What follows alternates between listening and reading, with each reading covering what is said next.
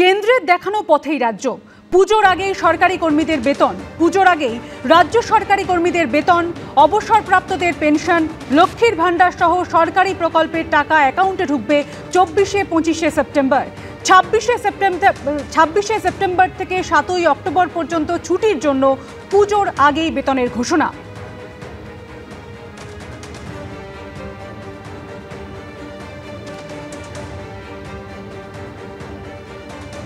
পুজোর মুখে বাংলার কেন্দ্রীয় সরকারি কর্মীদের জন্য সুখবর।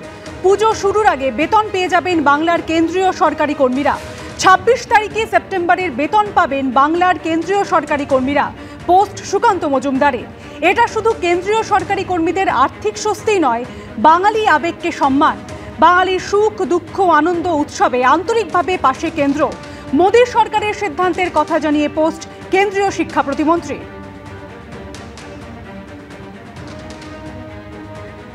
সকালে আমি টুইট করেছিলাম যে কেন্দ্র সরকার সিদ্ধান্ত নিয়েছে যে বাংলার যারা কেন্দ্র সরকারি কর্মচারী তাদের মাইনে বা স্যালারি 26 তারিখে মিটিয়ে দেওয়া হবে। তো সেটাকেই দেখেই এখন রাজ্য সরকার তড়িঘড়ি নেমে পড়েছে। তড়িঘড়ি আমার টুইটটা দেখার পর এবং কেন্দ্র সরকারের এই অর্ডার দেখার পর টনক নড়েছে মমতা বন্দ্যোপাধ্যায়ের সরকারের। কেন্দ্রের পথেই হাঁটছে, কেন্দ্র দেখানো পথেই হাঁটছে। আমরা পার্টির তরফ থেকে নরেন্দ্র কাপ করেছিলাম, ওরা বিবেকানন্দ কাপ করছে। পুজো শুরুর মুখে দক্ষিণ কলকাতার বিভিন্ন মণ্ডপ ঘুরে দেখলেন joint CP headquarters Miraj Khalid. খতিয়ে দেখেন মণ্ডপের নিরাপত্তা, ভিড় নিয়ন্ত্রণ ব্যবস্থা। অন্যদিকে এদিনই উত্তর কলকাতার বিভিন্ন পুজো কমিটির সঙ্গে সমন্বয় বৈঠক করে পুরসভা, দমকল, পুলিশ সহ বিভিন্ন দফতরের আধিকারিকরা। পুজো আসতে আর সপ্তাহ দুয়েক মাত্র বাকি, চলছে শেষ মুহূর্তের প্রস্তুতি। মঙ্গলবার দক্ষিণ কলকাতার বিভিন্ন পুজো মণ্ডপ ঘুরে দেখলেন কলকাতা পুলিশের joint CP headquarters Miraj Khalid. ছিলেন দমকল ও সিএসসির আধিকারিকরাও। বেহালা নূতন দল, নাকতলা উদয়ন সংঘ, কেন্দুয়া শান্তি সংঘ। তো আমরা দেখি সবাই নির্দেশ মানা হচ্ছে কি হচ্ছে না, তারপর এটাও দেখি কি এন্ট্রি কিভাবে আছে, এক্সিট কিভাবে আছে। এটা যেখানে যেখানে নতুন একটা মেট্রো চালু হয়েছে, স্টার্ট হয়েছে, ওখানে একটু বেশি আসতে পারে, সেভাবে আমরা ব্যবস্থা করব। আমাদের সবসময় এটাই চেষ্টা থাকবে কি ট্রাফিক স্মুথ চলে থাকে। পুলিশের পাশাপাশি পুজোয় অগ্নি নির্বাপন ব্যবস্থা নিয়ে তৎপর দমকল। পুজো উপলক্ষে দমকলের প্রস্তুতির কথাও জানান দমকল মন্ত্রী সুজিত বসু। দুর্গা পুজোকে সামনে রেখে আমাদের 26 তারিখ থেকে 3 তারিখ অবধি আরো রাজ্যের 97টা ফায়ার স্টেশন টেম্পোরারি আমরা পুজোর জন্য করছি। এছাড়া আমরা 25টা পুজো প্যান্ডেলে কলকাতা এবং কলকাতা সারাউন্ডিং আমরা কিয়স্ক করছি। আমরা 19 তারিখ থেকে আমাদের বড় প্যান্ডেলগুলোতে বিশেষ করে ফায়ার ডিপার্টমেন্ট ডিজির নেতৃত্বে সেটা রাস্তায় নামবে এবং আপনারা জানেন বিভিন্ন জায়গায় ইন্সপেকশন হবে। পাশাপাশি এদিনই স্টার থিয়েটারে পুজো উপলক্ষে সমন্বয় বৈঠক হয়। উত্তর কলকাতার বিভিন্ন পুজো কমিটির সঙ্গে বৈঠক করে পুরসভা, কলকাতা পুলিশ, দমকল, সিএসসি। অন্যদিকে এদিন শিলিগুড়িতে বিভিন্ন পুজো মণ্ডপে নিরাপত্তা প্রস্তুতি খতিয়ে দেখেন পুলিশ কমিশনার সি সুধাকর। ময়ূর ঠাকুর চক্রবর্তী, অর্ণব মুখোপাধ্যায়, সনদ ঝা, এবিপি আনন্দ। এবিপি আনন্দের খবরের জের। হাবড়ার বাণীপুর মহিলা মহাবিদ্যালয়ের কলেজ অধ্যক্ষের সঙ্গে বৈঠক করলেন হাবড়া থানার আইসি এবং পুরপ্রধান। দিলেন নিরাপত্তার আশ্বাস। আর এদিকে এদিনই কলেজের নিরাপত্তার দাবিতে বিক্ষোভ দেখায় এসএফআই। এবিপি আনন্দে খবর সম্প্রচারের পর অবশেষে টনক নড়ল শাসক দল থেকে পুলিশ প্রশাসনের। হাবড়ার কলেজে জমি দখল এবং নৈরাজ্যের অভিযোগের প্রেক্ষিতে অধ্যক্ষের সঙ্গে বৈঠক করলেন হাবড়া থানার আইসি অনুপম চক্রবর্তী ও তৃণমূল পরিচালিত হাবড়া পুরসভার চেয়ারম্যান নারায়ণ চন্দ্র সাহা। উত্তর 24 পরগনার হাবড়ার বাণীপুর মহিলা মহাবিদ্যালয়ে নৈরাজ্য চলছে বলে বিস্ফোরক অভিযোগ করেন অধ্যক্ষা বিদিশা ঘোষ দস্তিদার। তিনি দাবি করেন কলেজের জায়গা দখল করে বেআইনি নির্মাণ, বহিরাগতদের উৎপাত, ক্লাস চলাকালীন মহিলা কলেজে ঢুকে কটূক্তি, কলেজ চত্বরে মদের আসর, বাদ যাচ্ছিল না কিছুই। রবিবার সেই খবর সম্প্রচারিত হয় এবিপি আনন্দে। তার 48 ঘন্টার মধ্যেই অবশেষে টনক নড়ল প্রশাসনের। মঙ্গলবার কলেজের নিরাপত্তা নিয়ে অধ্যক্ষের সঙ্গে বৈঠক করেন হাবড়া থানার আইসি অনুপম চক্রবর্তী ও তৃণমূল পরিচালিত হাবড়া পুরসভার পুরপ্রধান নারায়ণ চন্দ্র সাহা। কিছু বহিরাগত এবং স্থানীয় লোক এই জমিটা জবরদখল করছে। আমার কোনো বাউন্ডারি ওয়াল বা প্রাচীর নেই। শিক্ষা প্রতিষ্ঠানে প্রাচীর থাকা আবশ্যক, বিশেষ করে যেখানে শুধু মেয়েরা পড়াশোনা করে সেখানে এখনো ওনারা আশ্বাস দিলেন যে না প্রাচীন হবে। আমার একটি ক্লাসরুম, এনএসএস এর ক্লাসরুম, সেই ক্লাসরুমটা বহিরাগতরা দখল করে আছে এবং সেখানে মদ্যপান করে বসে এবং নানা রকম অসামাজিক কাজকর্ম, যেটা বলতে ভালো লাগে না, সেগুলো করে। আইসি সাহেব বললেন ল অ্যান্ড অর্ডারের যে গোলমাল সেটা আমরা দেখব। মহিলা মহাবিদ্যালয়ে আমাদের পেছন দিকটায় খেলার মাঠ রয়েছে, কিন্তু তার বাউন্ডারি ওয়ালটা নেই।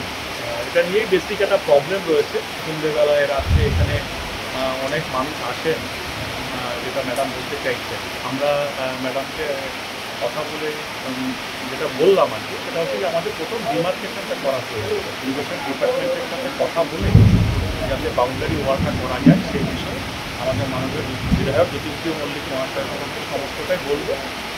উনি নিশ্চিতভাবে উনি দেখবেন।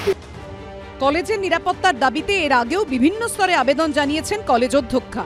6ই মার্চ স্থানীয় এক বাসিন্দার বিরুদ্ধে কুরুচিকর মন্তব্যের অভিযোগে হাবড়া থানার আইসিকে চিঠি লিখেছিলেন অধ্যক্ষা। 7ই মার্চও হাবড়া থানার আইসিকে চিঠি দিয়ে কলেজ চত্বরে বহিরাগতদের আনাগোনা, ক্লাসরুম দখলের অভিযোগ করেন। 6ই মে ফের একই অভিযোগ জানান। 12ই অগস্ট কলেজ চত্বরে বেআইনি নির্মাণের অভিযোগে আইসিকে চিঠি দেন অধ্যক্ষা। 21শে অগস্ট ও 30শে অগস্টও ফের একই অভিযোগ করে চিঠি দেন। এমনকি 2024 সালের অক্টোবরে জেলা শাসকের কাছেও অভিযোগ করেছিলেন কলেজের অধ্যক্ষা। কিন্তু তারপরেও এই নিয়ে ব্যবস্থা হয়নি কেন, উঠছে সেই প্রশ্ন। হাবড়া মহিলা কলেজের এই সমস্যা দীর্ঘদিন ধরে থাকার পরেও পুলিশ প্রশাসন সব জানতো, কিন্তু যখন বিষয়টি মিডিয়ার সামনে চলে এলো আর এখন নির্বাচন সামনে এগিয়ে আসছে, অস্বস্তি বাড়বে। সেই কারণের জন্য অস্বস্তিকে এড়াতে এখন পুলিশ হস্তক্ষেপ করলো, প্রশাসন হস্তক্ষেপ করলো। এদিকে কলেজের নিরাপত্তা নিয়ে যেদিন বৈঠক করল পুলিশ, সেদিনও কলেজ চত্বরে মদের বোতল পড়ে থাকতে দেখা গেল। মঙ্গলবার কলেজে নিরাপত্তার দাবিতে বিক্ষোভ দেখায় এসএফআই। সমীরণ পাল, কৃষ্ণেন্দু অধিকারী ও দীপক ঘোষের রিপোর্ট, এবিপি আনন্দ। আম্বানিদের রিলায়েন্স ফাউন্ডেশন পরিচালিত ভান্তারার বিরুদ্ধে ওঠা যাবতীয় অনিয়মের অভিযোগ খারিজ করে দিল সুপ্রিম কোর্ট। সর্বোচ্চ আদালত জানিয়ে দিল, এসআইটির রিপোর্ট থেকে স্পষ্ট ভান্তারার নিয়ম বহির্ভূত কোনো কাজ হচ্ছে না। রায় ঘোষণা করতে গিয়ে বিচারপতি পঙ্কজ মিথল এবং বিচারপতি প্রসন্ন বরালের বেঞ্চ এও বলছে, আমাদের দেশে এমন অনেক কিছু আছে যা নিয়ে আমরা গর্ব করতে পারি, তা নিয়ে অযথা বিতর্ক তৈরি করা উচিত নয়। ভান্তারাকে ক্লিনচিট দিল সুপ্রিম কোর্ট। ভান্তারার কাজকর্মে কোনো অনিয়ম খুঁজে পায়নি তদন্তকারী দল। সুপ্রিম কোর্ট তার নির্দেশে জানিয়েছে, এরপর এই ধরনের আর কোনো অভিযোগ তোলার অনুমতি দেওয়া যাবে না। সুপ্রিম কোর্টের বিচারপতি পঙ্কজ মিথল এবং বিচারপতি প্রসন্ন বরালের বেঞ্চ মামলাকারীর উদ্দেশ্যে পরামর্শের সুরে বলে, কিছু ভালো কাজও হতে দিন এবং তাতে খুশি হন। আমাদের দেশে এমন অনেক কিছু আছে যা নিয়ে আমরা গর্ব করতে পারি, তা নিয়ে অযথা বিতর্ক করা উচিত নয়।